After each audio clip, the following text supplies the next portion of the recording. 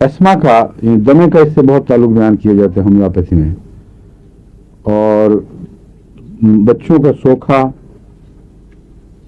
और उनका एस्मा दमा बड़ी बेहुदा किस्म की कटार या नज़ला, और जो नाक का भी हो और आंख का भी हो, रिंग वर्म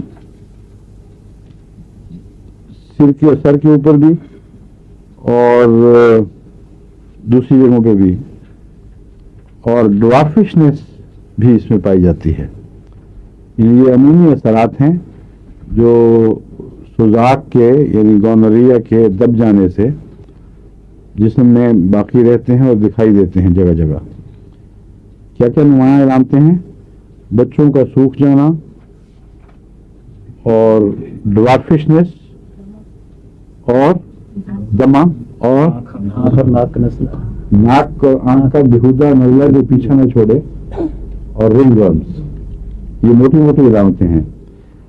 और इसी तरह वॉट्स खास किस्म के निकलते हैं जो थूजा से आमतौर पर डॉक्टर ट्रीट करने की कोशिश करते हैं।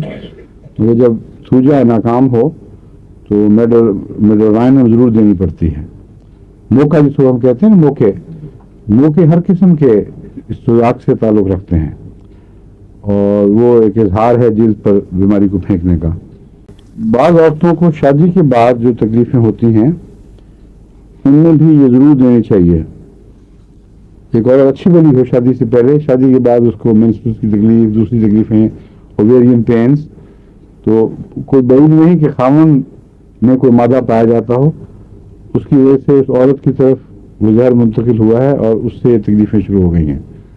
इसलिए ऐसी औरतों को जिनको शादी के बाद तकलीफ़ें हों, मेंस्ट्रुअल या ओवेरियन, उनको मेडोराइनम जरूर देनी चाहिए।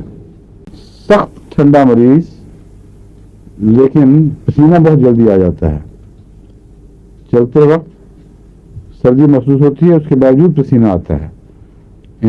ठंडा पसीना नहीं, गर्म पसीना, मगर बहुत जल्दी मामूली कोफ से भी पसीना आ जाता है और मजीद इंसान थक जाता है। रूमेटिज्म से इसका बहुत गहरा ताल्लुक है। यानी वजुल मफासिल और जिस्म की वैसी दर्दें, इनमें भी ये चोटी की दवा समझी जाती है। यानी ऐसा ज़ाहिर है जिससे रूमेटिज्म पैदा हो जाता है।